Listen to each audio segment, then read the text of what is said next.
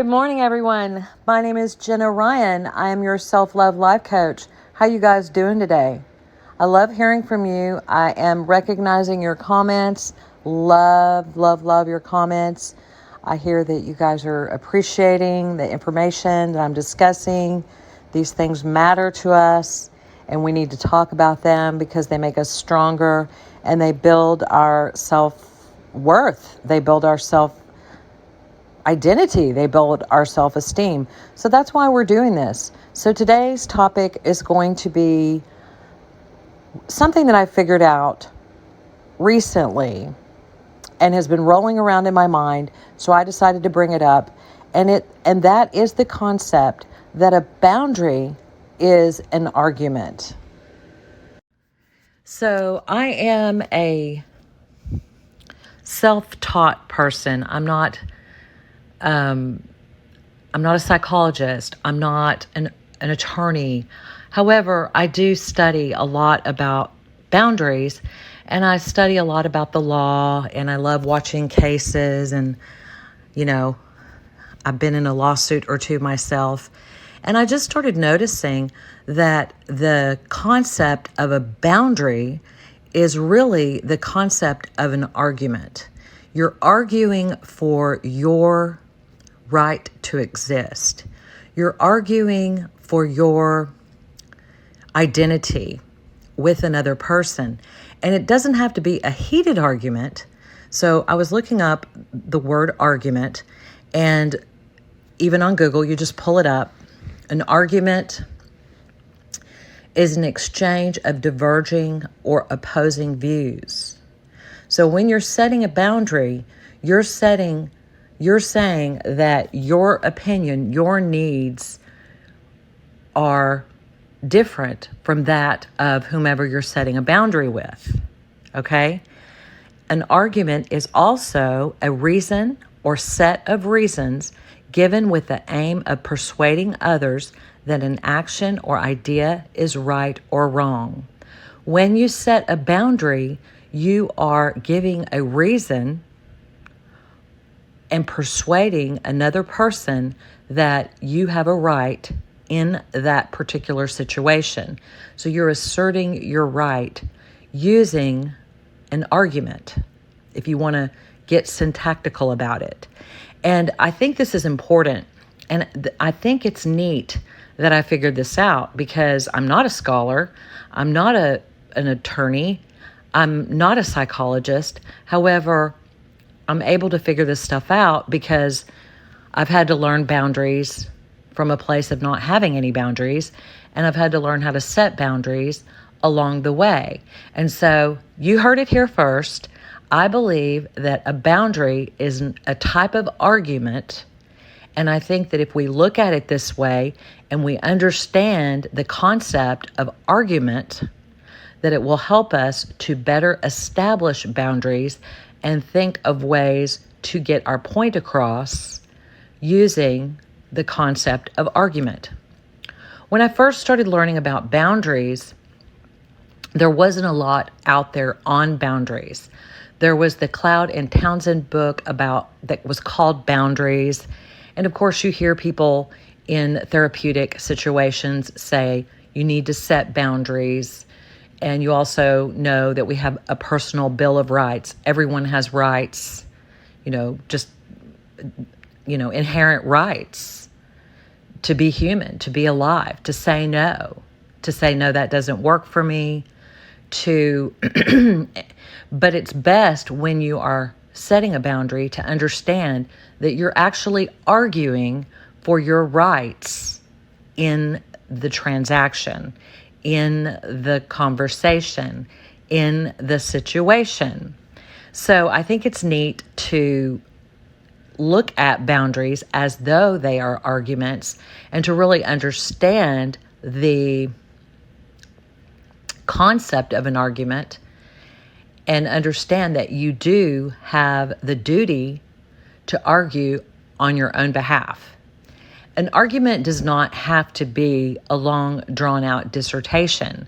An argument can be a simple word or phrase that states clearly your position and it can give a reason. You can give a reason for your argument, but it's basically making a statement that you have the right for a certain action, feeling, thought, behavior, and we really need to understand the different types of arguments, and I think that will help us to better set boundaries and to better understand what boundaries are. I want you to remember where you learned this from, because a lot of times my content gets picked up and then it gets spread around by other people, which I love. I'm not upset about that. That's awesome, because it's most important that this information gets distributed and used by people who need it. But I just want you to remember, if you don't mind, remember where it came from. I'm putting forth this consciousness, this understanding of what a boundary is, kind of giving it a little bit of life, so that when you're setting boundaries, you can have a basis and maybe a little more understanding into what you're doing, what you're actually doing when you're setting a boundary. Okay? So just Googling. I mean, we've got Google, and that having the internet gives us the world at our fingertips. You can be a self-taught person. You can learn so much through the internet. So I'm using the internet to explain my position here that a boundary is an argument. And I have a couple of podcasts where I want to really delve into this concept. And this is the first one. And it is that a boundary is an argument. And so looking on Google, it is, what is an argument? Give me a simple definition of an argument. So an argument is the act or process of arguing, reasoning, or discussing. It's a coherent series of reasons, statements, facts intended to support an established point of view.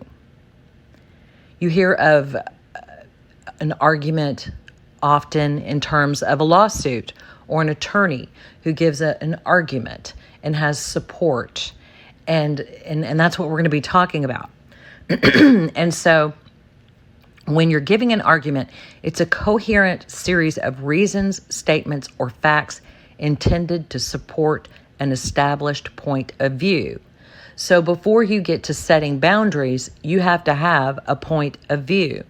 And your point of view has to support your identity and your existence, your right to exist, and your right to assert yourself. If you don't start from that place, then you can't possibly set boundaries. That's why it's so important that you know who you are, that you know what your rights are, and that you're not entangled in the fog situation, which is fear, obligation, and guilt. If you're in a legal situation and you are dealing in legalities, there's no such thing as fear, because you're standing up for yourself. There's no such thing as obligation, because under the eyes of the law, you have the right to argue for your rights.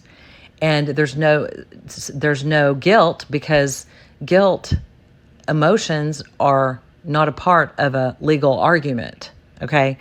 A legal argument is very cut and dry. It's unemotional. It's very rational. It's very reality-based. It's factually based. An argument is an argument, and you have to be able to argue on your own behalf. Do I mean you need to go and get into a tiff with every single person every time you need to assert your identity and your rights? Absolutely not. An argument doesn't have to be a long, drawn-out brief. It can actually be a quick sentence. The importance of a boundary is knowing how to set that boundary in a quick, easy, fast way, knowing who you are, and being able to assert your argument in a way that promotes self-promotion, that promotes yourself. When you're setting a boundary, you're arguing for yourself. You're promoting yourself. And it can be done in a very simple manner, but you just have to be on your own side to begin with and not embroiled again in fear, obligation, and guilt. So if you're in a situation where you are embroiled in fear, obligation, and guilt, we know that you're borderline in a codependent area where you're not protecting yourself, you're not standing up for yourself, and you're not able to effectively argue on your own behalf because you are subverting your needs, subverting your rights in order to circumvent the fear, obligation, and guilt. So you're actually in a trap. And so this is really looking at boundaries as a more rational concept. You deserve to exist. You have a right to be here. You have certain rights and to exist on the planet. I don't care who you are, where you are, you have these rights. Whether or not your rights are being respected, your needs are being respected, whether or not your humanity is being respected, that remains to be seen. It is your responsibility as an adult to begin to make sure that your rights are being asserted and that you make proper arguments on your own behalf. And we're going to get into this even more. So just looking at Google, an argument by example is a claim which is supported by providing examples. Most conclusions drawn in surveys and carefully controlled experiments are arguments by example and generalization. So I'm not saying that every time you set a boundary, you have to give reasons, although it behooves you to give reasons, and having your reasons already known to yourself so that you can spout them off very quickly, or even implicitly, you can imply your argument in your setting of your boundary, is best. It's just better for, getting along with others. But sometimes you don't really have to give reasons. And you know that if you know who you are and you know that you have a right. When you're in need of setting a boundary, it means that someone is violating your humanity. They're violating your right to exist, your right to think your own thoughts, your right to feel your own feelings, your right to make your own decisions.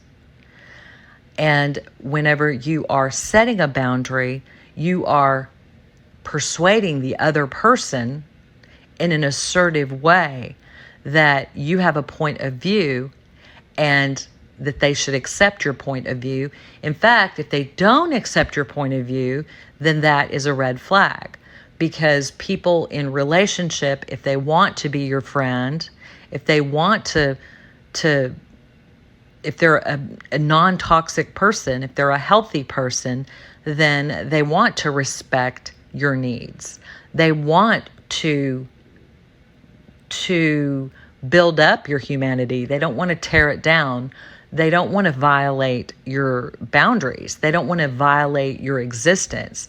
They actually want to fortify your existence, because when you have two people who are in a discussion, each person should do what they can to make the other person feel as though they matter.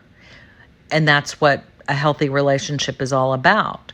So when you are in a situation where you have to set a boundary, you have to argue for that position by sharing your point of view and your reason for the point of view, if you want to be, congenial. And you're persuading other people that, hey, I have a right to exist and this is my boundary and that's just the way it's going to be. If someone violates your boundary, then you have to stop them from doing so. And sometimes you have to do so with words, with a quick sentence, such as, that doesn't work for me.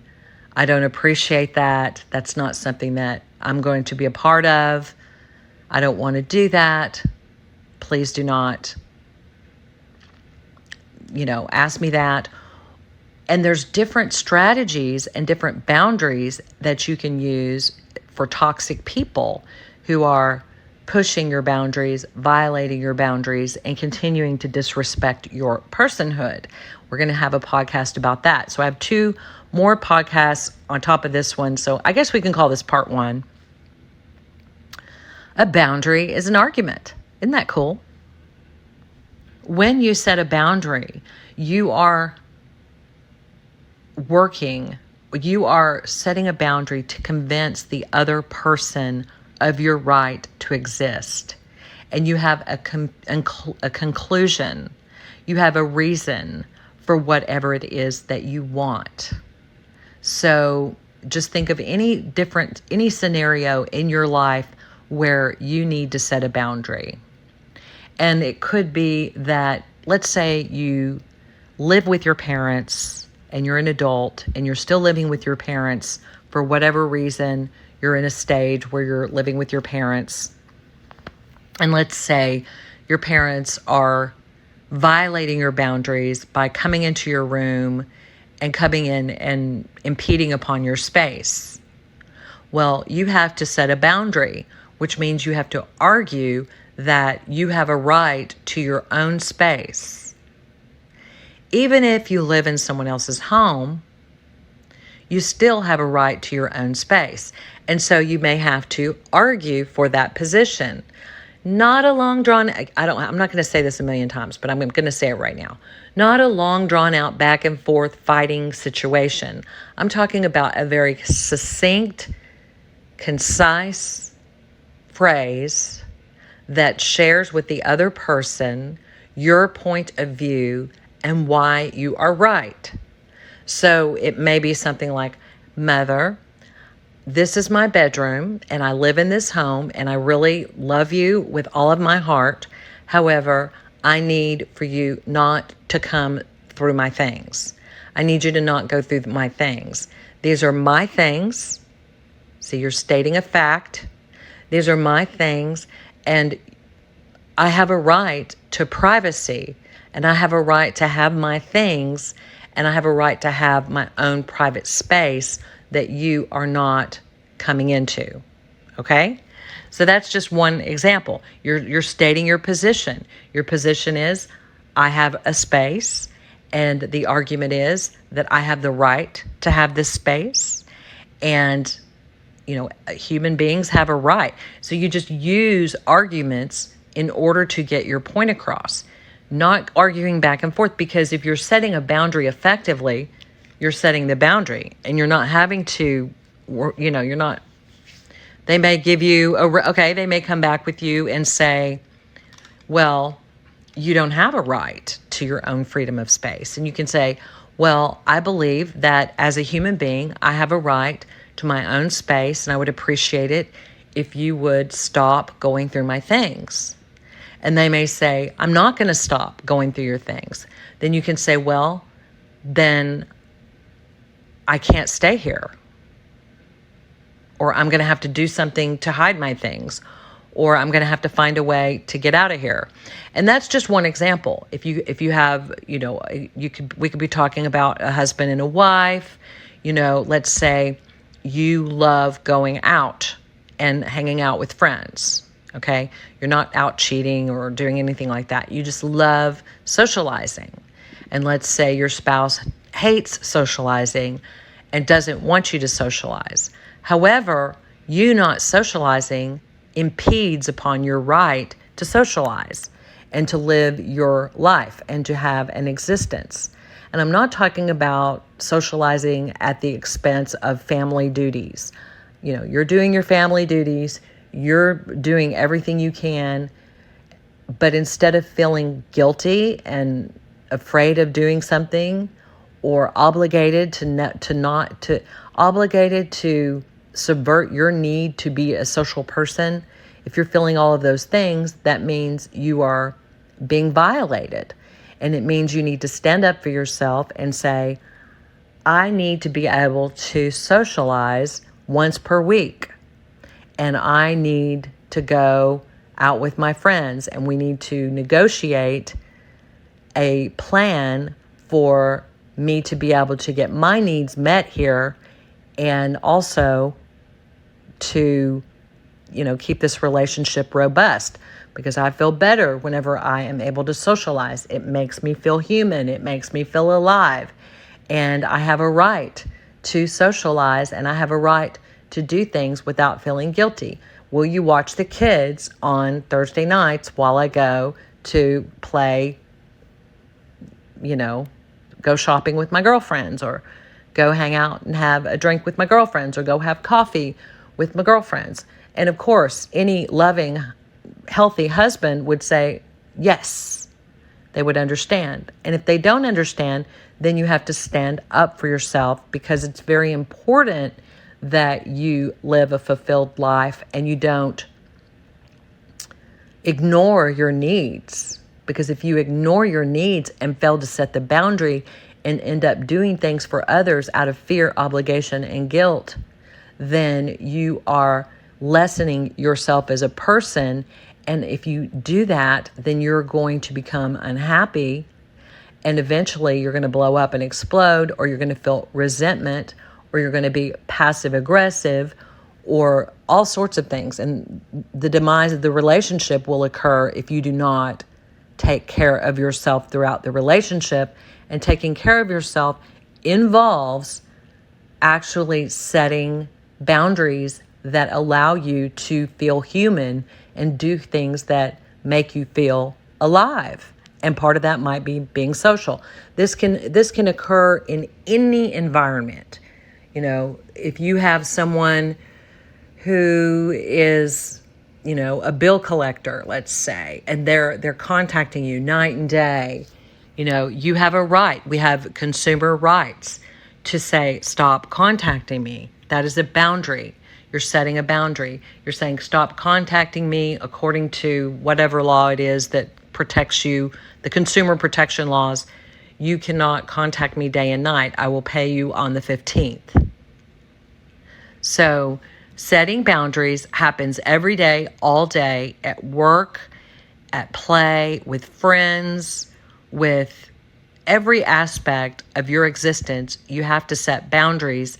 And what I'm proposing is to think of it as though you are arguing on your own behalf, not a long drawn-out argument, but a quick, simple argument that states your position, states what you need, and get your point across in a way that persuades the other person that you do have the right to do whatever it is that you are wanting to do.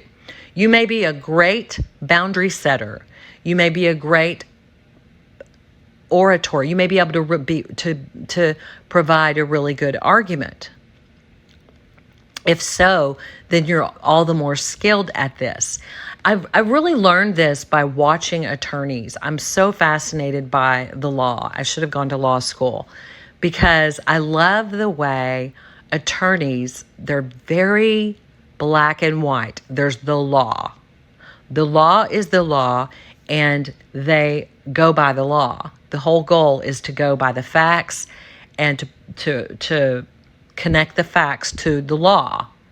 And there's absolute truth. There's absolute law. And in some cases, there's a gray area where you need a judge to come in and make a decision. And we're not going to go that far. We're just going to kind of use this lightly, as a boundary is an argument on your own behalf. Just looking at this Google search, there's one of the questions is, how do you identify an argument? And it says there are 3 steps to argument identification. 1, understand the context. Is someone trying to convince you of something? And then the next is identify the conclusion. What are they trying to convince you? And then 3, identify the reasons. Why do they think you should believe them?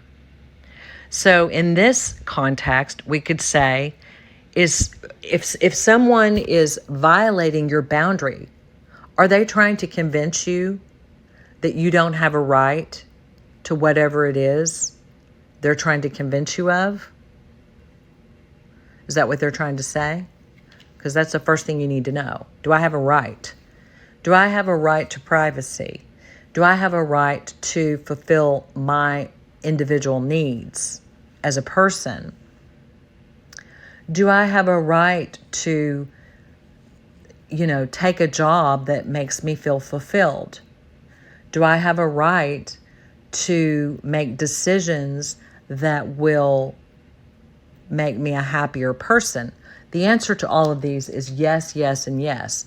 In some cases, you may be, being selfish. And if that's the case, then you may need to have a discussion, and a more involved argument may be needed. And you really have to figure that out. The second one here is identify the conclusion. What is the person who is violating your boundary trying to convince you of? Are they trying to convince you that you don't have the right to privacy, that you don't have the right to exist, that you don't have the right to stand up for yourself? With their boundary violation, with their dismissal of your needs, are they trying to convince you that you do not have the right to exist? A great question to ask yourself. And then identifying the reasons. Why do they think you should believe them? Why do they think you do not have the right to hang out with your girlfriends once per week?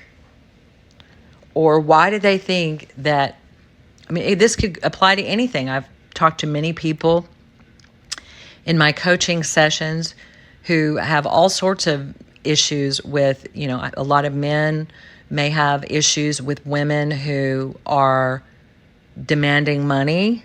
I've seen that a lot, where, the woman is, basically making the man pay all of their bills. And, you have to stand up and say, I'm not going to pay all your bills. I have the right to be in this relationship without having to buy you a Louis Vuitton every week, month, whatever. Whatever it is, your right that you feel it whenever your boundaries are being violated. You feel it. It's a feeling. It's not rational whenever a boundary is being violated. It is emotional. It's emotive.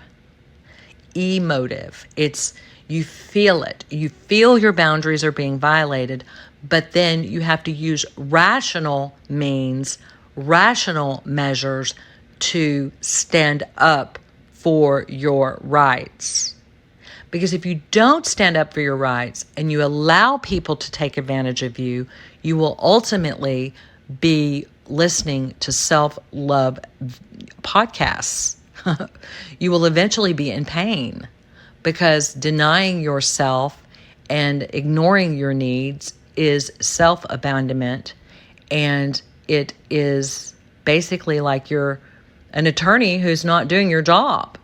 You have got to be your own advocate. You've got to stand up for your own self, and you have to know why you have a right to do so. You don't have to buy anyone's love. If that's the concept that you're living in, that you feel like you have to buy someone's love, and that if you don't buy this woman a Louis Vuitton, that's just an example, that you may not get love, then you need to understand that that's not the truth. So you might have a lot of truths and things to figure out, a lot of discovery, that you may need to realize, okay, I am me and I have rights, and I love providing for my woman. I love being a provider. A man loves providing for a woman. And that's great, but you have to have limits. You have to have standards. You have to have reciprocity. You don't just give, and allow yourself to be trampled over.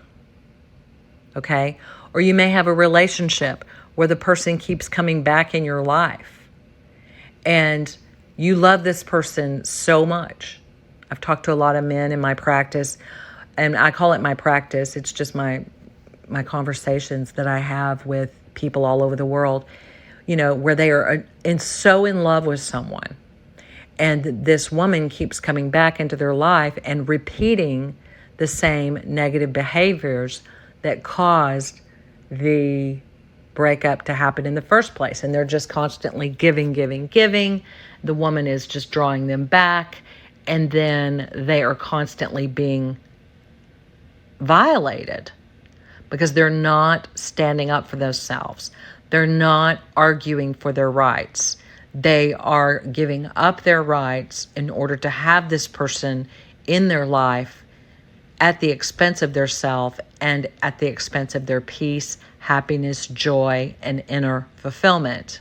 There has to come a time, there has to come a day where you stand up and argue on your own behalf for your own rights. So, going back to the concept of the argument, what makes a strong argument? According to a website on Google, it says a strong argument is a non-deductive argument that succeeds in providing probable but not conclusive logical support for its conclusion. So a weak argument is a non-deductive argument that fails to provide probable support for its conclusion. So if you're giving a strong boundary, you're saying logically, I love you and I want to be with you, and I want to provide for you. However, I cannot continue to spend thousands and thousands of dollars on these purses because that will cause me to not have money. And it also doesn't make me feel good. It doesn't make me feel loved. It makes me feel like I'm being used. Right there, that's an argument. You made a statement, and then you said why it is that you don't want to do it anymore. That's your argument. And the support for the conclusion is it doesn't make you feel good. Also, it's going to make you broke if you keep doing it. So when we're talking about a key element of an argument, you have a claim. An argument has a claim, or you can call it a thesis, but just for simplicity's sake, we're going to call it a claim. The claim is when you buy purses, okay, it is harmful to me because it takes money away from my account that I need for retirement and for our vacations or whatever, and it's wasteful. And I don't want you to buy purses because it also makes me feel bad and it makes me feel like you're using me. Boom. That's an argument. That's a boundary. You're saying, here's what you're doing. Here's what I don't want you to do. Here's why I don't want you to do it. And I need you to stop doing that. And if you continue to do that, then there's going to be consequences. And that's where the consequences of the boundary come in. It's very important that all boundaries have consequences. And I do have podcasts and videos on boundaries and setting boundaries. And you will know that every time you set a boundary, you need to have a consequence. If you do not have a consequence, then the boundary is flimsy, willy-nilly. You're going to get walked over. You're going to be taken advantage of. You're going to be steamrolled. It means that you are people-pleasing, and it means that you need to take care of yourself pronto. There must be consequences. And sometimes that consequence means that you have to walk out the door. In a legal case, if you have an argument and you win the argument and your argument is superior, then you win the case and you're given some sort of financial compensation or some sort of injunction or some sort of relief for whatever it is that you're bringing before the court. Well, if you are setting a boundary, then you have to be your own judge. You have to give yourself your own relief. And sometimes that relief comes in the form of not giving the money for the purse, not giving the person any money so they can buy the purse, closing the account. If you don't stop doing that, I'm going to take your name off the account. If you don't stop doing that, I'm going to do this. And you have to have consequences for the violation. And ultimately, if they're going to treat you differently, if they're going to steal from you, spend money without your knowledge, whatnot, then you're going to have to take even more drastic action. You may have to terminate the relationship if it gets really bad. The next thing I see here is an argument a statement. An argument is a group of statements, including one or more premises and one and only one conclusion. A statement is a sentence that is either true or false. The cat is on the mat. Many sentences are not statement, such as close the door, please. How old are you? Blah, blah, blah. So an argument is a statement, and a boundary is also a statement. I need my privacy. I need for you not to go through my things. I have a right to privacy, and I would appreciate you respecting my privacy. That is, if you have a mom or a family member, or aunt, uncle coming into your room and sitting on your bed when you are having private time or whatever. Setting boundaries, putting a line in the sand between you and the other person. Taking care of your own needs by setting boundaries, by making arguments on your own behalf. Making a statement that logically defines your needs, that logically expresses what you need.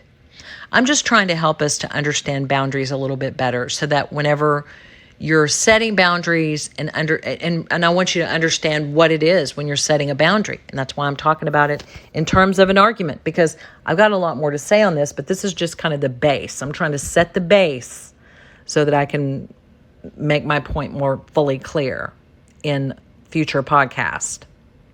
It's so interesting here because looking at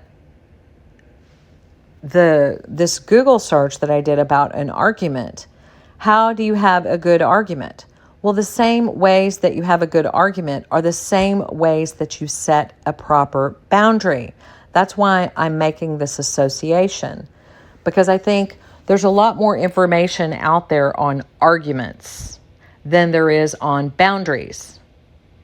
Boundaries are based upon emotional needs, whereas arguments are based upon whatever need, physical need, business need, financial need, whatever the case may be, whenever we're talking about a legal argument. But here we've got, I love this because it's like, how do you have a good argument? Well, it's the same way you set a good boundary. Number 1, try to stay calm. Recognize the impact of your own emotions on how you communicate. When you communicate your boundary, you need to remove the emotional aspect, remove the emotional charge, and be very neutral. And that is where we find assertion, because you know who you are, you know what your rights are, and so you're able to stay calm in your rights. And you're able to express your statement, your argument, your point, your boundary in a way that's very calm. If you're unsure of yourself, then you're going to go bananas. If you're unsure of your rights, then you're going to be a lot more reactive. But if you know who you are, you can stay calm. Now, I'm not saying this is easy, but it's good to try to stay calm.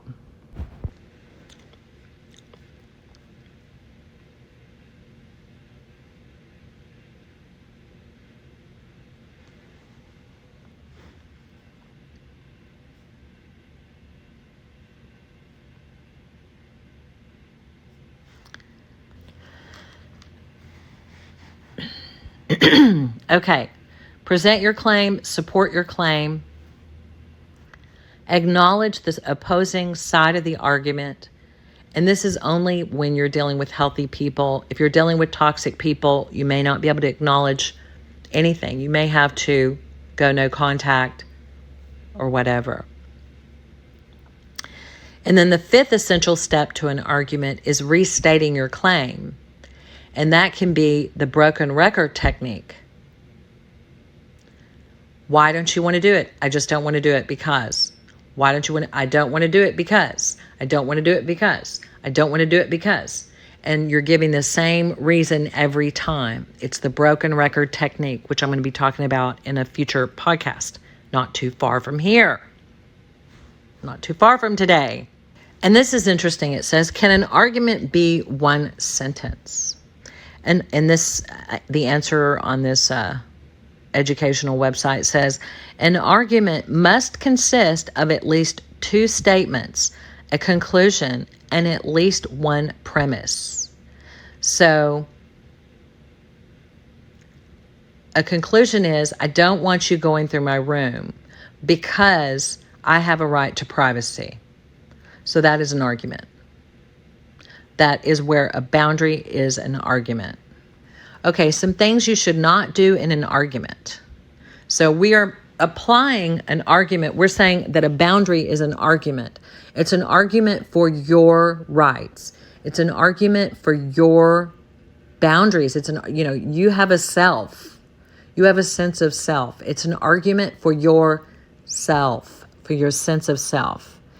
And so 9 of the worst things to do in an argument with your partner, according to therapists. I really don't think that one applies here. So there's whenever you're setting boundaries, you are making an argument on your own behalf. And I want you to think about your boundary setting as an argument so that you can start being your own attorney, being your own advocate, and start standing up for yourself and making arguments on your own behalf. And if you question whether you have a right, then that means you need to go and do work on where your rights are, where you stop and other people end, where the boundaries are of your existence. And you may need to do work on that, and that's fine. We're all a work in progress. But whenever you begin to learn where you stop and the other person begins, or where you end and the other person begins, then you can begin to argue for your boundaries, argue for your space.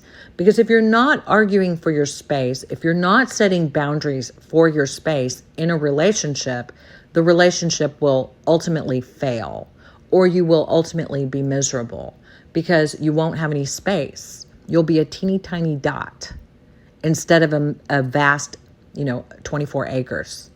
You've got to have 24 acres of existence to really be happy and run through the field, okay? You need your internal emotional space. You need to be able to have the right to say, I will not make any more purchases like that because I don't want to, because I don't feel good about it, because I feel used, because it's taking all my money. And if you want to go ahead and get a job and buy your own purses, that's up to you. However, I would really like you to contribute to the household because we're both equal here and I need love too. That kind of thing. Okay? I hope this makes sense. I don't know. It makes so much sense to me.